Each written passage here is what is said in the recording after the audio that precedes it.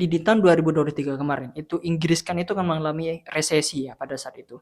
Yang mana resesinya ini itu bersifat resesi teknikal aja. Kenapa kok bisa dikatakan resesi teknikal? Karena ekonomi di Inggris pada saat itu mengalami penyusutan 2 kuartal secara berturut-turut. Yang mana ketika kita lihat kuartal ketiga tahun 2023, pertumbuhan ekonomi di sana itu minus 0,1%. Sedangkan kemudian di kuartal keempatnya di tahun 2023 yaitu minus 0,3%. Nah, ini kan ada 2 kuartal yang mengalami penurunan secara berturut-turut, maka ini dikatakan resesi teknikal secara ekonomi. Namun pada kuartal 1 2024 bisa Inggris itu keluar dari resesi teknikal ini. Yang mana pada saat itu kuartal 1 pertumbuhan ekonomi di sana itu meningkat 0,7%. Hingga 2024 Inggris keluar dari resesinya. Namun sekarang ya, pertanyaan sekarang, apakah di tahun 2025 nanti akan terjadi resesi lagi?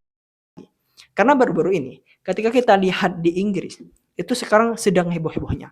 Heboh-hebohnya kenapa? Karena pemerintah di sana itu mengeluarkan kebijakan yang menurut mereka yaitu nyeleneh. Yang mana jika misalkan menurut analisa para pengusaha, analisa para peneliti, jika misalkan kebijakan ini dilaksanakan, maka di tahun 2025 nanti Inggris akan resesi lagi. Jadi selamat datang di isu saya tentang resesi Inggris tahun 2025. Ketika kita bicara resesi ya, kita pahami dulu resesi itu apa. Resesi itu merupakan kondisi di mana suatu perekonomian dunia itu sedang memburuk, ditandai dengan penurunan aktivitas ekonomi yang secara signifikan. Nah, indikator bahwasanya negara itu terjadi resesi, itu biasanya ketika kita lihat dari segi PDB-nya, produk domestik bruto yang negatif. Kemudian yang kedua, indikator yang kedua yaitu pengangguran yang sangat meningkat. Kemudian yang ketiga yaitu pertumbuhan ekonomi real itu bernilai negatif selama 2 kuartal berturut-turut. Nah, di Inggris itu ditemukan dengan adanya pertumbuhan ekonominya itu mengalami penurunan secara berturut-turut di tahun 2023 kemarin. Ketika kita lihat pertumbuhan ekonomi di sana ya, dimulai kuartal 1 tahun 2024 kemarin, itu kan mengalami peningkatan 0,7%.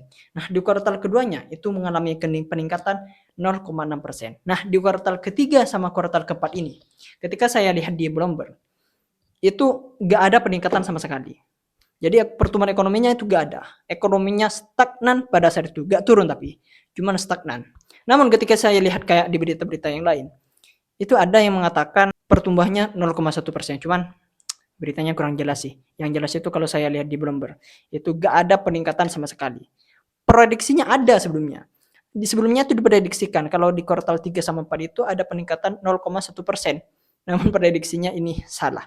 Makanya pemerintah di sana itu sedang bingung, apalagi banknya itu bingung-bingungnya gimana caranya pertumbuhan ekonomi di sana itu meningkat, bagaimana caranya ekonomi di sana itu tidak stagnan, tidak mengalami penurunan bahkan. Makanya dengan adanya hal ini pemerintah di sana itu gak mau tinggal diam dong, gak mau dong. Pemerintah di sana itu pasti melakukan sesuatu kebijakan yang sifatnya bisa meningkatkan pertumbuhan ekonomi di sana. Namun kebijakan yang diambil pemerintah di sana untuk meningkatkan pertumbuhan ekonomi di sana yaitu dengan cara salah satunya yaitu dengan cara meningkatkan pajak. Pajaknya apa? Nanti saya sebutkan. Nah, yang mana pada saat mengeluarkan kebijakan itu, banyak masyarakat, khususnya pengusaha di sana dan pekerja, itu mengkritik kepada pemerintahnya. Kenapa? Karena dengan adanya pajak ini, menurut pandangan mereka, ini nanti pertumbuhan ekonominya yang akan menurun. Karena ketika mereka pajak dinaikkan, otomatis pendapatan yang mereka dapat, maka semakin sedikit, karena dipotong pajak segala macam. Namun sebenarnya pemerintah di sana itu bukan untuk menurunkan pertumbuhan ekonomi, mengeluarkan kebijakan kenaikan pajak. Saya akan sebutkan nanti pajaknya apa. Itu tujuannya yaitu untuk meningkatkan pertumbuhan ekonomi di sana. Ya meskipun dilema sih, itu dilema. Karena ini hampir sama dengan yang Indonesia. Indonesia kemarin awal-awal yang mau menaikkan PPN 12% itu. Itu kan kalau secara masyarakat bawah itu kan berdampak negatif. Pertumbuhan ekonominya masih menurun, daya beli masyarakat masih menurun. Kebijakan pemerintah Inggris menurut saya ini tidak ada salahnya sih. Karena pajak itu bisa meningkatkan pertumbuhan ekonomi juga, yaitu dengan cara nanti bisa memberikan subsidi kepada masyarakat, bisa memberikan bantuan kepada yang nggak mampu. Cuman di situ ada celah. Celahnya apa? Ya, waktunya kurang tepat. Yang mana pada saat itu sudah tahu, di Inggris itu baru keluar dari resesi. Ekonominya pasti nggak stabil, ekonominya pasti stagflasi. Jadi mereka itu gak mau pajak ini dinaikkan masyarakatnya. Makanya ini hampir sama dengan yang di Indonesia kemarin. Apakah bagus PPN 12% itu naik pada saat awal-awal ya, pada saat awal-awal yang ditujukan kepada masyarakat secara umum? Bagus. Tujuannya bagus kebijakan ini. Cuman waktunya kurang tepat. Ya, waktunya kurang tepat. Sebenarnya ya, kebijakan yang diambil pemerintahan di Inggris itu gak hanya pajak ini untuk mengatasi agar ekonomi di sana itu tumbuh. Kebijakan yang diambil pemerintah Inggris yaitu ada 4 untuk menaikkan pertumbuhan ekonomi di sana. Pertama, iuran asuransi nasional pemberi kerja itu dinaikkan dari 13,8% menjadi 15%. Kenaikannya ini sangat signifikan. Kemudian yang kedua, salah satu kebijakannya itu ambang batas di mana pemberi kerja itu wajib membayar NIK akan dikurangi dari 9.100 pound sterling itu menjadi 5.000 pound sterling. Ini kalian yang masih gak tahu NIK ya. NIK itu kalau di Indonesia itu hampir sama dengan UMR lah. Kemudian yang ketiga yaitu pajak warisan akan dikenakan pada dana pensiun yang belum digunakan. Kemudian yang keempat, ambang batas perpajakan pribadi akan meningkat berdasarkan inflasi setiap tahunnya. Dari keempat kebijakan ini mau dilaksanakan nanti ketika April tahun 2025. Dari keempat kebijakan ini, yang paling dikritik, yang paling kontroversi dengan masyarakat di sana, itu yang pertama, yaitu kenaikan iuran asuransi nasional pemberi kerja. Hal ini dikritik oleh beberapa masyarakat, khususnya bagi pengusaha. Karena gini, jika misalkan ini mau dinaikkan, maka otomatis kan pemberi kerja ini hampir sama dengan PPh.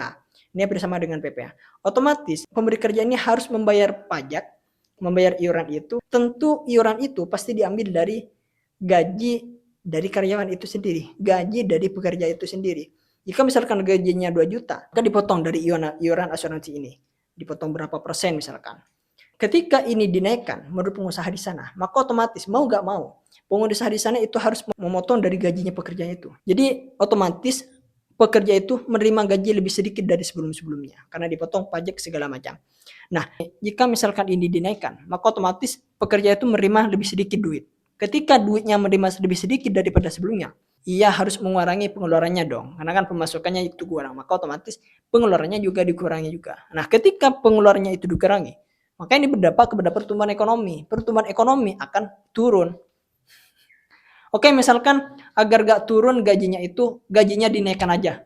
Ya, gajinya dinaikkan agar pekerja itu tetap menerima gaji sebagaimana awal. Nah, tapi dari satu sisi, pengusahanya itu mau gak mau diambil duit dari mana? Tentu dari hasil bisnisnya, tentu dari hasil penjualannya.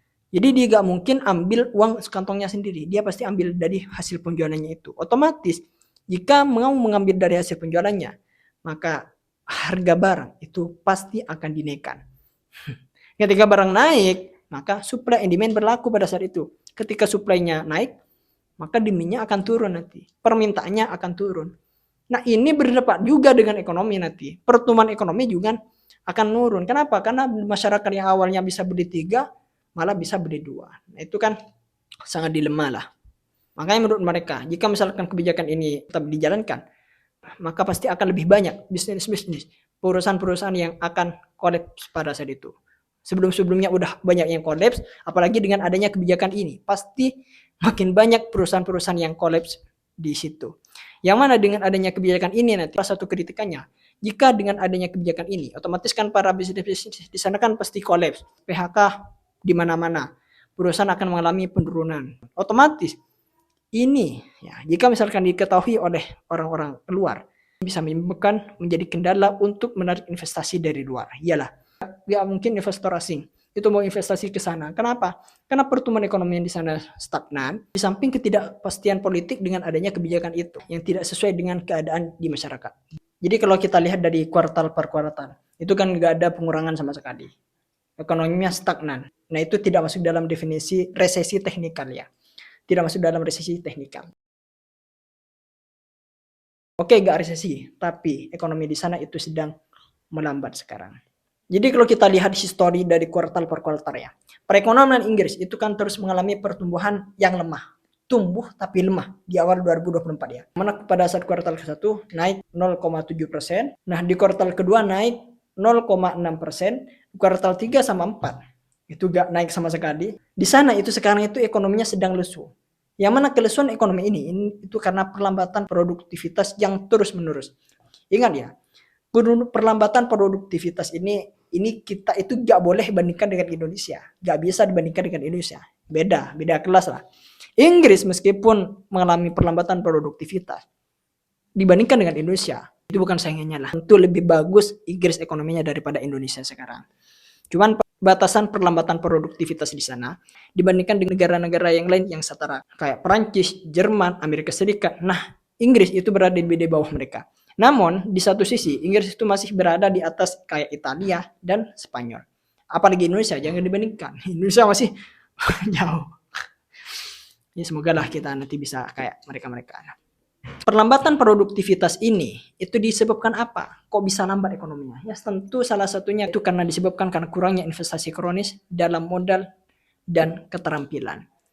Investasi asing pada saat kemarin mereka gak mau masuk ke sana, gak mau investasi ke sana. Karena mereka tahu dengan adanya ketidakpastian politik di sana, dengan adanya kebijakan yang nyeleneh di sana hingga mengalami penurunan ekonomi secara berturut-turut, investasi asing itu gak mau lah masuk ke sana. Dengan gak adanya investasi asing ini dapat menyebabkan terhadap perlambatan produktivitas di sana. Karena negara kalau sudah resesi, itu investasi asing itu sangat perlu untuk memulihkan ekonominya di sana.